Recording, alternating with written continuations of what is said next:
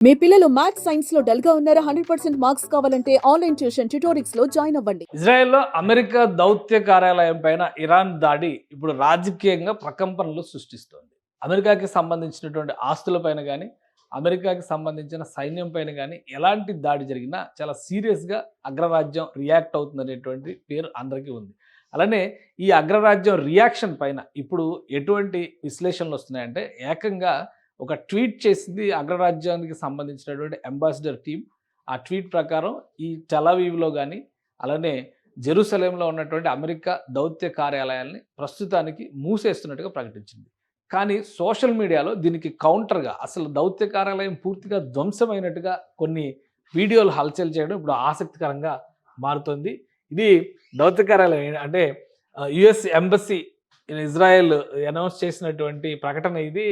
US embassy in Israel and consulate will officially remain closed today as shelter in place still in effect. So అక్కడ జరిగినటువంటి దాడి తర్వాత some minor damage, చాలా చిన్న damage జరిగినట్టుగా ఈ ట్వీట్ సారాంశాన్ని బట్టి మనం అర్థంగా చేసుకోవచ్చు. Some minor damage from concussions of Iranian missile hits near embassy branch in Tel Aviv but no injuries to US personnel. So ఇదొకటి కొద్దిగా రిలీఫ్ ఇచ్చేటువంటి అంశం. యుఎస్ పర్సనల్కి ఎవరికి కూడా, యుఎస్ స్టాఫ్కి ఎవరికి కూడా ఎలాంటి గాయాలు కాలేదు, మైనర్ డ్యామేజ్ మాత్రం జరిగింది అనేది ఎంబసీకి సంబంధించి ఒక అధికారిక ప్రకటన. ఇజ్రాయెల్లో జరిగినటువంటి ఇరానియన్ దాడుల మిసైల్స్ అటాక్స్లో, ఎందుకంటే ఇరాన్కి ఇజ్రాయెల్కి చాలా డిస్టెన్స్ ఉంటుంది.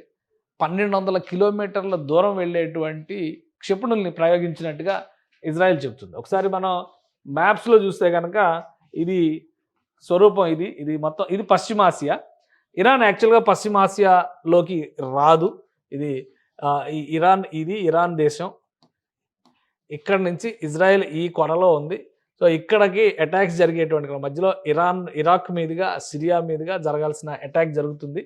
సో ఇంత కాంప్లికేటెడ్ దీనిలో కూడా ఇరాన్ చాలా వ్యూహాత్మకంగా ఇజ్రాయెల్ని దెబ్బ కొట్టడం, ప్లస్ ఇజ్రాయెల్ క్షిపణి రక్షణ వ్యవస్థలు ఈ పశ్చిమాసియాలోనే బలమైనటువంటి రక్షణ వ్యవస్థలుగా చెబుతారు. అలాంటిది వాటిని బ్రేక్ చేసి నేరుగా అమెరికన్ ఎంబసీ పైన అటాక్ చేయడం అనేది ఇప్పుడు సంచలనంగా మారింది. దీనికి అందుకనే సపోర్ట్గా అమెరికా ఎంబసీ ఏ స్థాయిలో డ్యామేజ్ అయిందనేటువంటి పిక్చర్స్ బయటకు వస్తున్నాయి. ఇవన్నీ చూస్తే కనుక చాలా ఆశ్చర్యకరంగా ఉంది. సమ్ మైనర్ డ్యామేజ్ అని మాత్రమే యుఎస్ ఎంబసీ అఫీషియల్గా రికార్డ్ చేసింది, కానీ వాస్తవ దృశ్యాలు దానికి భిన్నంగా ఉన్నాయి. ఇది ఎంబసీ లోపల దృశ్యం, అంటే బహుశా పేలుడు తీవ్రతకి లోపల ఉన్నటువంటి అద్దాలు కానీ ఇతర ఇన్ఫ్రాస్ట్రక్చర్ కానీ మొత్తం డ్యామేజ్ అయినట్టుగా కనిపిస్తుంది. బయట దృశ్యాలు చూస్తే ఇంకా భయానకంగా కనిపిస్తున్నాయి.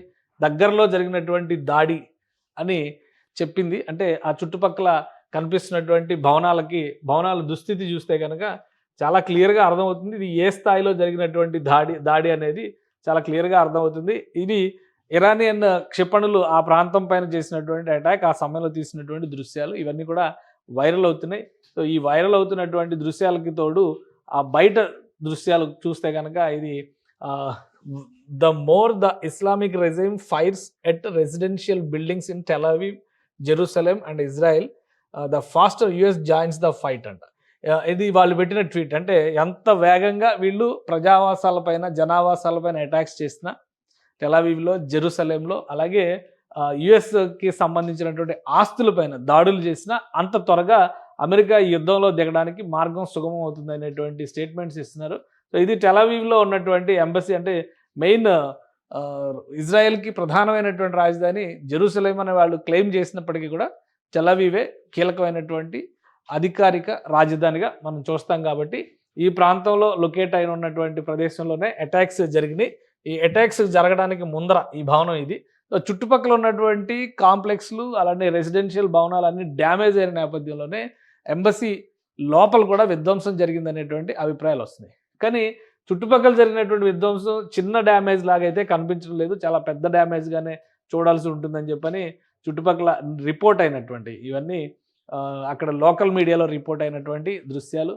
భారీ విధ్వంసం, అంటే క్షిపణి పడిన తర్వాత జరిగినటువంటి విధ్వంసం ఇది చాలా భారీగానే కనిపిస్తుంది. ఈ సమీపంలోనే యుఎస్ ఎంబసీ ఉంది కాబట్టి యుఎస్ ఎంబసీ కూడా ఎఫెక్ట్ అయింది. కాకపోతే యుఎస్ ఎంబసీకి పెద్ద రిలాక్సేషన్ ఏంటంటే ఎవరికి కూడా గాయాలు కాలేదు, వాళ్ళ పర్సన్స్ ఎవరు కూడా హర్ట్ కాలేదనేటువంటి విషయం మాత్రం క్లెయిమ్ చేస్తున్నారు. కాబట్టి ఆచితూచి ఈ విషయంలో యుఎస్ రియాక్ట్ అయ్యేటువంటి అవకాశం కనిపిస్తుంది.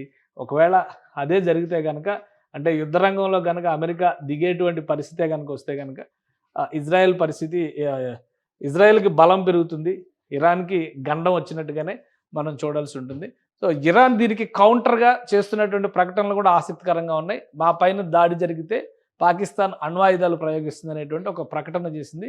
ఇది రాజకీయంగా పశ్చిమ ఆసియాలో లేదా మధ్యప్రాచ్యంలో జరిగేటువంటి ఈక్వేషన్స్ అన్నిటినీ కూడా మలుపు తిప్పేటువంటి సంఘటన అవుతుందని చెప్పని అంచనా వేస్తున్నారు. సుమన్ టీవీలో మీ పర్సనల్ అండ్ బిజినెస్ ప్రమోషన్స్ కోసం కింది నెంబర్కి కాంటాక్ట్ చేయండి.